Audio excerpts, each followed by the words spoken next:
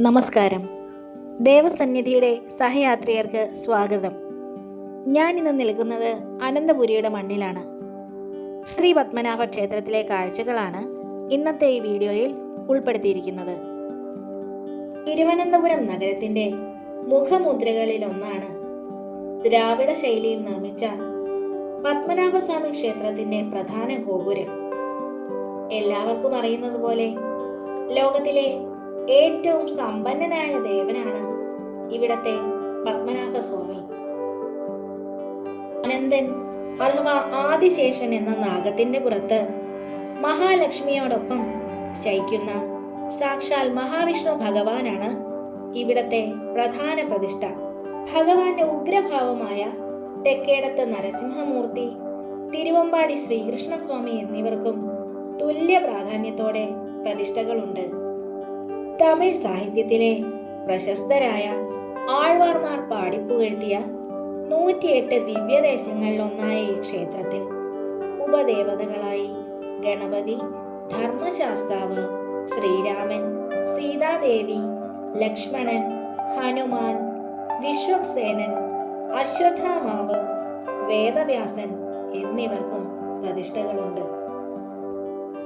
തഞ്ചാവൂർ മാതൃകയിൽ 100 അടിയോളം ഉയരത്തിൽ 7 നിലകളിലായി 7 കിളിവാതിലുകളോടും മുകളിൽ 7 സ്വർണ്ണ താഴികക്കുടങ്ങളോടും കൃഷ്ണശില ഉപയോഗിച്ചാണ് ക്ഷേത്രത്തിലെ കിഴക്കേ ഗോപുരം നിർമ്മിച്ചിട്ടുള്ളത്. മറ്റു ഗോപുരങ്ങൾ സാധാരണ കാണുന്ന കേരളീയ ശൈലിയിൽ 2 നിലകളോടുകൂടി നിർമ്മിച്ചിരിക്കുന്നു. പത്മനാഭസ്വാമിയുടെ പ്രതിഷ്ഠ കടു ശർക്കരയോഗ കൂട്ടുകൊണ്ട് ഉണ്ടാക്കിയതിനാൽ അഭിഷേകം ചെയ്താൽ അലിഞ്ഞു പോകുമെന്ന് പറയപ്പെടുന്നു. അതിനാൽ ഭഗവാന്റെ മറ്റൊരു വിഗ്രഹം ഇവിടെ സ്ഥാപിച്ചിട്ടുണ്ട്. ഈ വിഗ്രഹത്തിലാണ് അഭിഷേകം നടത്തുന്നത്. ഭഗവാന്റെ പ്രതിഷ്ഠ 3 ഭാഗങ്ങളായി മാത്രമേ ദർശിക്കാനാവൂ. വലതുകൈ ചിന്മുദ്രയോടുകൂടി അനന്ത തൽപ്പത്തിനു സമീപം തൂക്കിയിട്ടിരിക്കുന്നു. അതിനു താഴെ ശിവലിംഗ പ്രതിഷ്ഠയുണ്ട്. ഭഗവാൻ ശ്രീ മഹാദേവനെ നിത്യവും പൂജിക്കുന്നതായാണ് സങ്കല്പം. അനന്തന്റെ പത്തി കൊണ്ട് ദേവന്റെ മൂർധാവ് മൂടിയിരിക്കുന്നു. ശ്രീ പത്മനാഭന്റെ നാഭിയിൽ നിന്നും പുറപ്പെടുന്ന താമരയിൽ ചതുർമുഖനായ ബ്രഹ്മാവിന്റെ രൂപം കാണാം. ഒരേ ശ്രീകോവിലിൽ ത്രിമൂർത്തികളുടെ സാന്നിധ്യം ഈ ദേവാലയത്തിന്റെ പ്രത്യേകതയാണ്.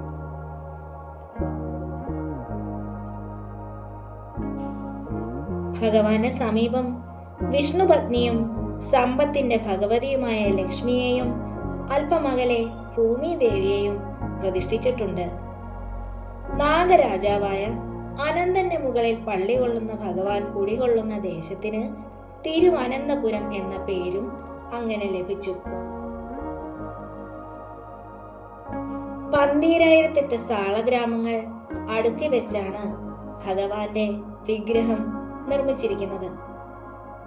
ഇവിടത്തെ ശീവേലിപ്പുരയിൽ 365 കരിങ്കൽ തൂണുകളുണ്ട്. ഓരോ തൂണും ഒറ്റ കല്ലുകൊണ്ടുണ്ടാക്കിയതാണ്.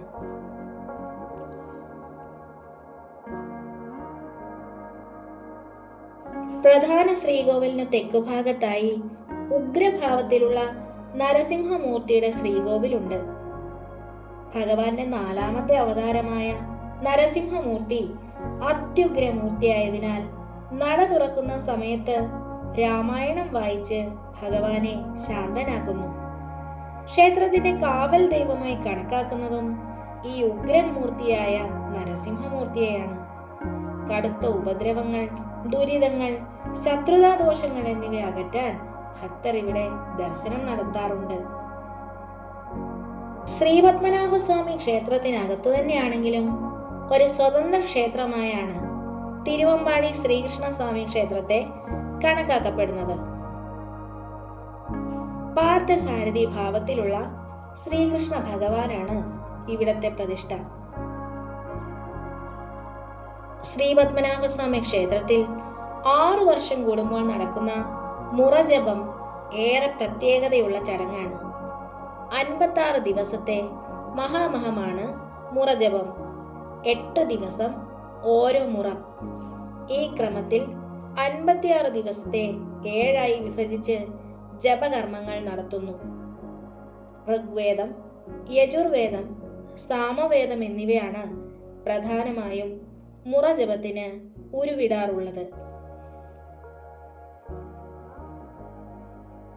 കിഴക്കേ കോട്ടയ്ക്കകത്തെ പുണ്യതീർത്ഥമാണ് പത്മതീർത്ഥക്കുളം. ശ്രീപത്മനാഭസ്വാമി ക്ഷേത്രത്തിന് കിഴക്കു ഭാഗത്തായി വിസ്തൃത മനോഹരമായ അന്തരീക്ഷത്തിലാണ് പത്മതീർത്ഥം സ്ഥിതി ചെയ്യുന്നത്. കേരളത്തിലെ ഏറ്റവും വലിയ ക്ഷേത്രകുളങ്ങളിൽ ഒന്നാണ് പത്മതീർത്ഥക്കുളം.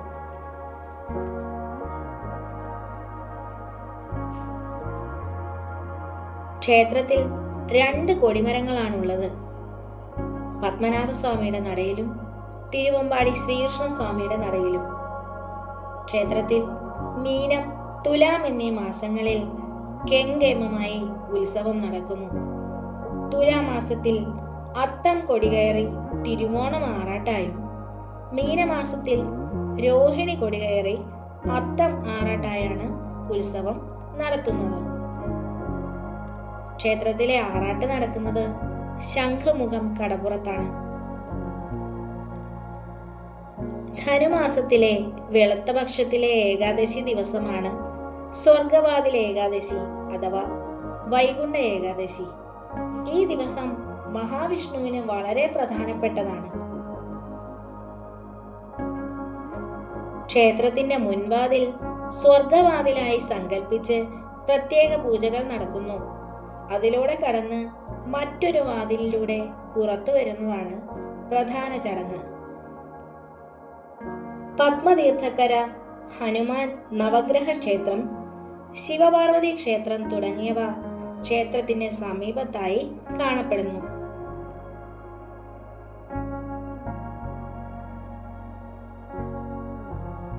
ക്ഷേത്രത്തിന്റെ നാലമ്പലത്തിനു സമീപമായി കുലശേഖര മണ്ഡപം കാണപ്പെടുന്നു. ഇതിനെ 1000-കാൽ മണ്ഡപം എന്നും സപ്തസ്വര മണ്ഡപമെന്നും മറ്റു പേരുകളുണ്ട്.